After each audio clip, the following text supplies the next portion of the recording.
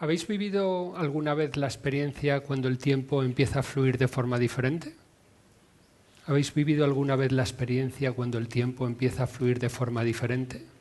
Notando el espacio completamente abierto, notando el cuerpo completamente presente, notando la vida completamente real, notando que está ocurriendo algo extraordinario. Un momento para dejarse llevar, un momento de entrega total, un momento de plena presencia. Un momento de plena presencia, notando los sentidos en un nuevo gradiente, notando la sonrisa dibujando tu gesto, notando la intuición aclarando tu mente, notando que estás vivo, feliz y despierto. Esto es mindfulness, el arte de vivir conscientemente.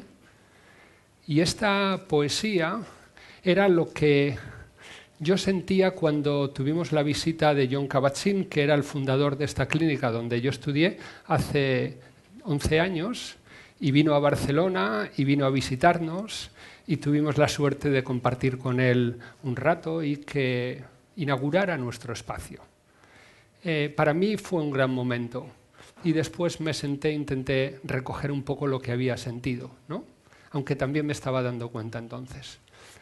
Jon Kabat-Zinn tiene el mérito de haber cogido una disciplina monástica tradicional, como es la meditación budista, que nació para aliviar el sufrimiento humano y haberla llevado a un hospital, porque en hospitales donde las personas sufren, y haber ofrecido este recurso a aquellas personas que la medicina no conseguía resolver su problema.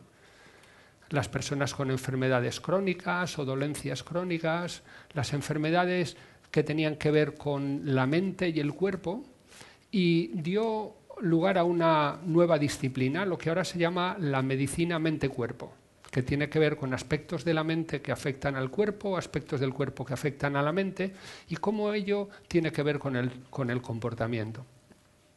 Gracias a ese esfuerzo innovador de hace 30 años, ahora tenemos bastante evidencia científica que explica cómo orientar la atención, la conciencia y la meditación tiene efectos en distintos ámbitos. El más conocido es el ámbito del bienestar. Cuando las personas somos conscientes, nos cuidamos más, nos prestamos atención y eso afecta a la salud. Cuidamos la salud, reducimos el estrés y nos queremos un poquito más. Y eso también tiene un efecto positivo en el trabajo, ¿no? Cuando una persona está bien, hace mejor su trabajo.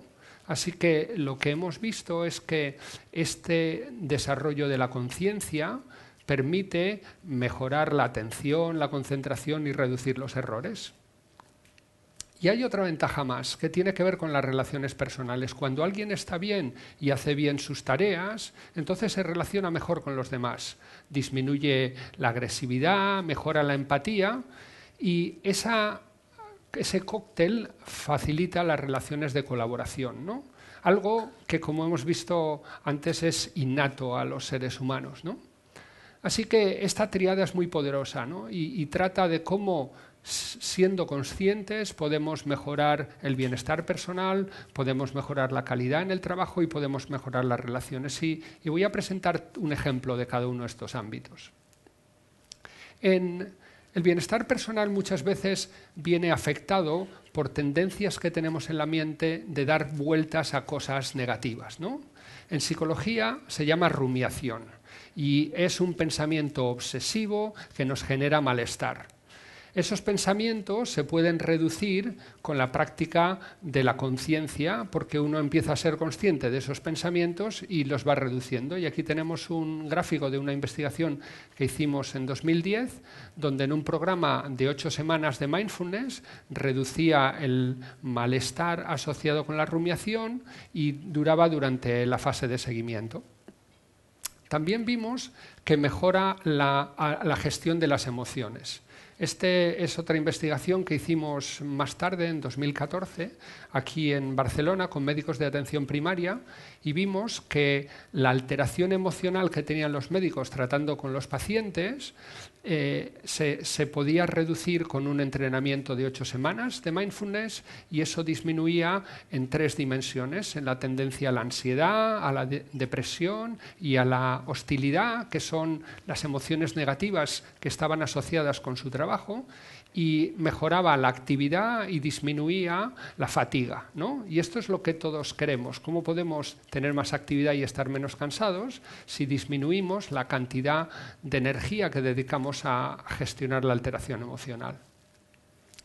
Y el tercer ejemplo tiene que ver con cómo podemos mejorar las relaciones con los demás y tomar mejores decisiones. Y eso lo podemos articular con una matriz en la que observamos el medio interno en 2 dimensiones. Hay una dimensión que tiene que ver con el grado de energía que tiene una persona en un momento dado, y hay otra dimensión que tiene que ver con que el momento sea agradable o desagradable. Y para poner algunos ejemplos que os podáis ubicar, tenemos un momento de relajación cuando hay poca energía y es agradable, o lo llamamos excitación cuando hay energía agradable. Cuando hay energía y es desagradable, puede ser un momento de ansiedad o puede ser un momento de frustración o de enfado.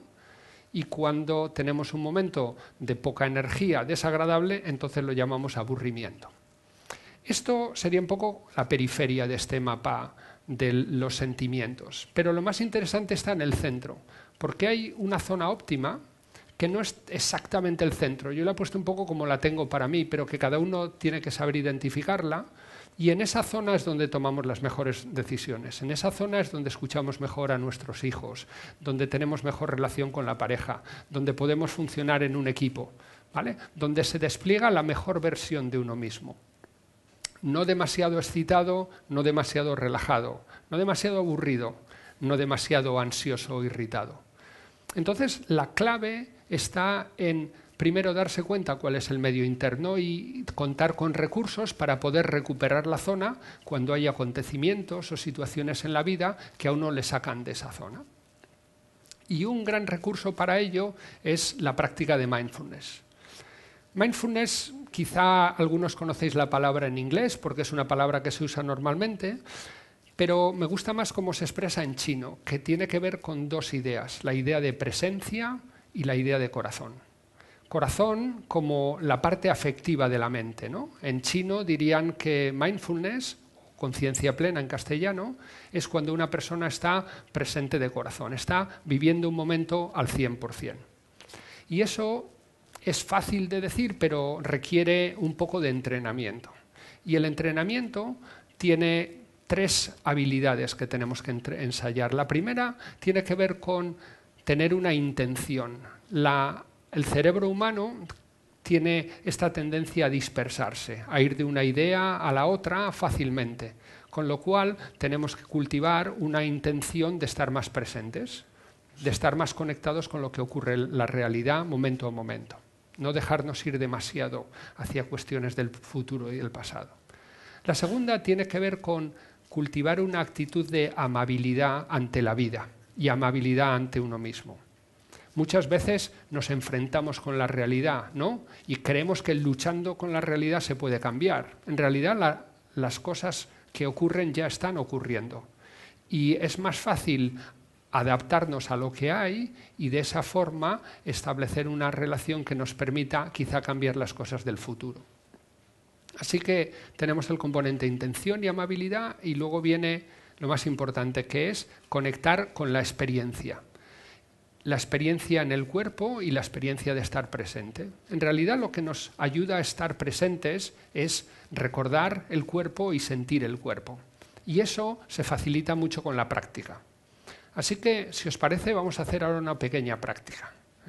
Yo no voy a proyectar nada, así que os invito a que llevéis la visión hacia el interior, que cerréis los ojos un momento y que busquéis una postura que os dé una sensación de dignidad, de estabilidad, la postura que sea.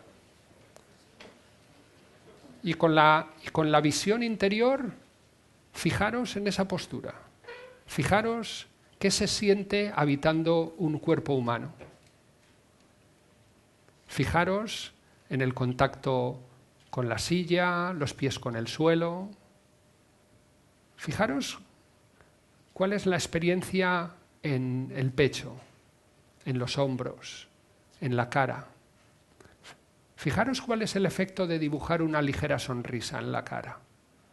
Si simplemente el cambiar el gesto con una sonrisa cambia la experiencia.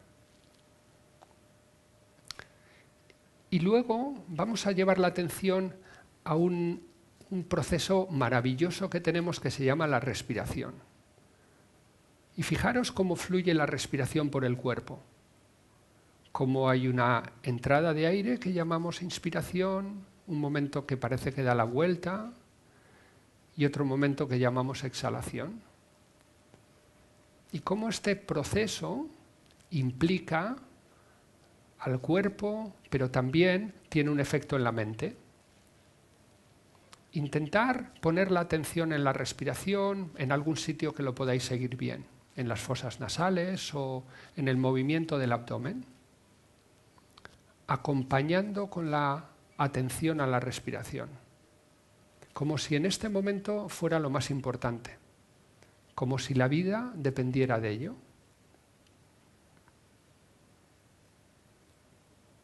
Si notáis que la atención se va al futuro o al pasado, amablemente la volvéis a traer a la respiración, a este momento. Quizá notando que la respiración va cambiando un poco, quizá notando que la mente y el cuerpo se van calmando.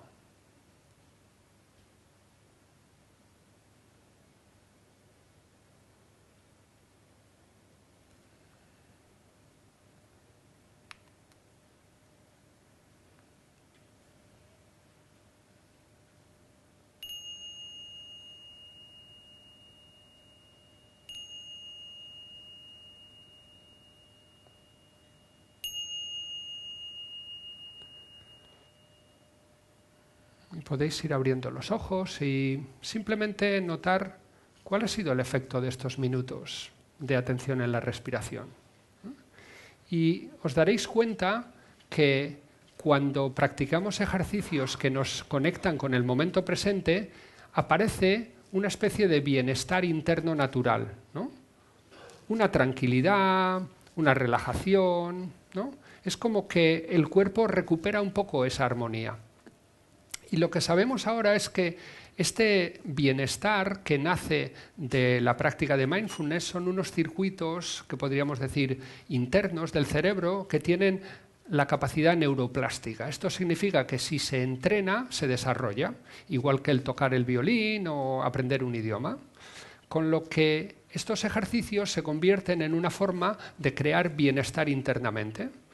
Cuando uno toma el hábito de dedicar unos minutos al día a hacer estos ejercicios, empieza a generar una fuente de bienestar interior. Y esta fuente de bienestar interior, además, afecta a otros motores del bienestar interiores que tenemos. Y otro es la resiliencia. La resiliencia es la capacidad de vivir en la adversidad, de funcionar en la adversidad e incluso de crecer en la adversidad, ¿no? Para poder ser resiliente necesitamos ser conscientes, ¿no? La adversidad en sí misma puede echar abajo a una persona, pero cuando ponemos conciencia y ponemos recursos para manejarnos, entonces empezamos a desarrollar mecanismos naturales de resiliencia, como hemos visto en el ejemplo de los médicos, regular las emociones negativas, manejar la depresión, la ansiedad y la hostilidad que tienen que ver con la profesión.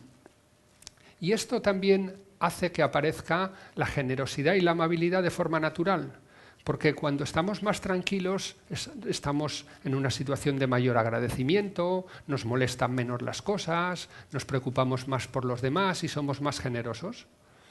La amabilidad y la generosidad es otro de los motores del bienestar.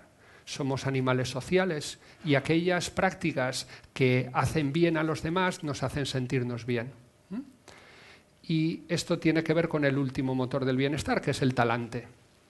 Cuando somos optimistas, vemos retos, vemos oportunidades, nos fijamos en las cosas buenas que hay en la vida, entonces también estamos poniendo en marcha estos motores del bienestar, ¿no?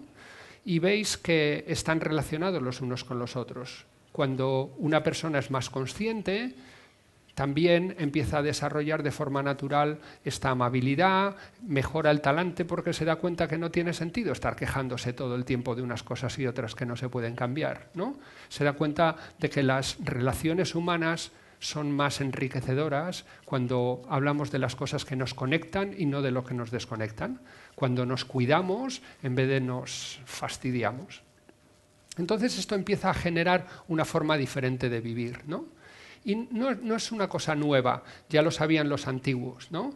Michel de Montaigne, que es un filósofo conocido, francés, escribió esta poesía que dice: cuando bailo, bailo, cuando duermo, duermo, y cuando camino por un bosque, si mi pensamiento se distrae hacia asuntos distantes, que es lo que llamamos mindfulness, lo conduzco de nuevo al camino, a la belleza de mi soledad.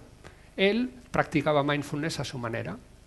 Y esta idea ha sido ahora retomada por una marca de automóviles que ha hecho un anuncio muy interesante que está rodado precisamente aquí en Barcelona y que vamos a ver ahora. Cuando trabajes, trabaja. Cuando descanses, descansa. Cuando pedales, pedalea. Cuando bailes, baila. Salta cuando saltes. Y cuando grites, grita. Si tienes que pelear, pelea. Cuando ayudes, ayuda. Y cuando lo intentes, de verdad inténtalo. Cuando avances, avanza. Cuando juegues, juega.